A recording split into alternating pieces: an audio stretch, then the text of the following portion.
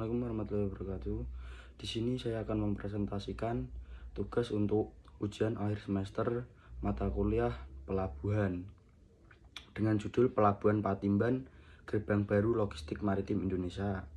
Perkenalkan, nama saya Muhammad Zainal Abidin Bagus Pamungkas, NPM 236400079, kelas 4A, Program Studi Teknik Sipil, Universitas PGRI, Semarang. Pendahuluan. Pelabuhan merupakan infrastruktur vital dalam sistem transportasi laut. Pelabuhan Patimban dibangun sebagai proyek strategis nasional atau PSN. Tujuan: mendukung sistem logistik nasional dan ekspor-impor. Latar belakang: Indonesia memiliki lebih dari 17.000 pulau dengan garis pantai kurang lebih 81.000 km. Pelabuhan merupakan infrastruktur vital dalam mendukung konektivitas antar wilayah. Selanjutnya, Tanjung Priok mulai mengalami over kapasitas. Pemerintah membangun Pelabuhan Patimban di Subang sebagai solusi logistik jangka panjang. Selanjutnya, tujuan pembangunan: 1. Menunjang ekspor industri otomotif nasional. 2. Mengurangi beban pelabuhan Tanjung Priok. 3. Meningkatkan efisiensi logistik dan biaya distribusi. 4. Menciptakan kawasan pertumbuhan ekonomi baru di Jawa Barat. Selanjutnya, lokasi strategis berada di Subang, Jawa Barat, dekat kawasan industri Bekasi, Karawang, Purwakarta. 3. Kedalaman laut 16-18 meter, cocok untuk kapal besar. Lokasi relatif tenang dan aman dari gelombang ekstrim. Sejarah pembangunan. 1. Groundbreaking tahun 2017, dibiayai melalui kerjasama Indonesia dengan Jepang, JICA. Ditetapkan sebagai proyek strategis nasional atau PSN. Operasional awal dimulai pada akhir 2020. Selanjutnya, infrastruktur utama. Dermaga sepanjang 3.000 meter, terminal kendaraan dengan kapasitas 600.000 unit per tahun, terminal peti kemas modern, gudang, kantor pelabuhan, dan area parkir luas. Selanjutnya, teknologi modern menggunakan sistem smart port generasi keempat, otomatisasi bongkar muat, penggunaan kren modern, packing logistik dengan teknologi TRIF dan GPS, sistem manajemen terminal TOS terintegrasi. Selanjutnya, kapasitas dan fungsi.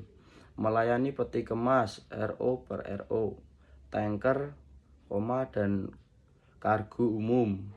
Kapasitas akhir 7,5 juta TEU per tahun. Melayani kendaraan ekspor dari pabrik ke pelabuhan langsung. Sistem logistik real time untuk efisiensi tinggi.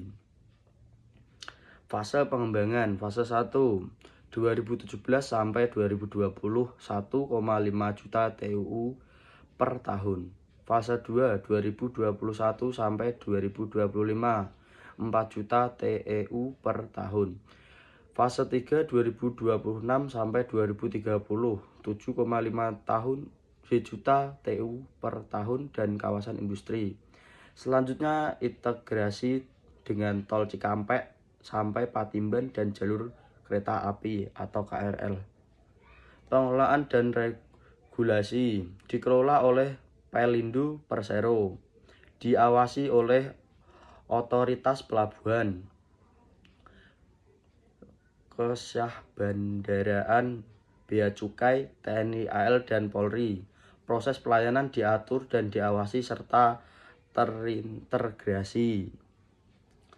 Selanjutnya, dampak ekonomi langsung. 1. Menyerap 2.500 sampai 3.000 tenaga kerja langsung. Pendapatan jasa pelabuhan hingga 1,2 triliun rupiah per tahun. Meningkatkan RB Kabupaten Subang 15-20%. Meningkatkan ekspor nasional terutama sektor otomotif. Selanjutnya, tantangan pengembangan infrastruktur akses jalan tol dan kereta api atau KRL belum selesai sepenuhnya. 2. Kondisi koordinasi antara infrastruktur kandang tumpang tindih.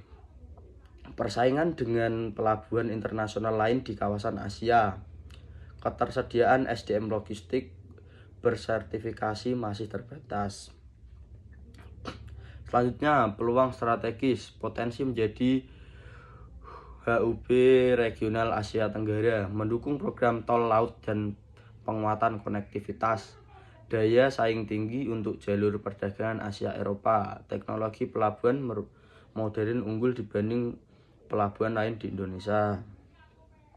Kesimpulan, Pelabuhan Patimban adalah infrastruktur maritim strategis nasional mendukung logistik, perdagangan, dan ekspor otomotif harus terus dikembangkan dengan konektivitas jalan dan SDM yang unggul, menjadi kunci pertumbuhan ekonomi Indonesia dari sektor maritim. Terima kasih. Wassalamualaikum warahmatullahi wabarakatuh. Sekian presentasi.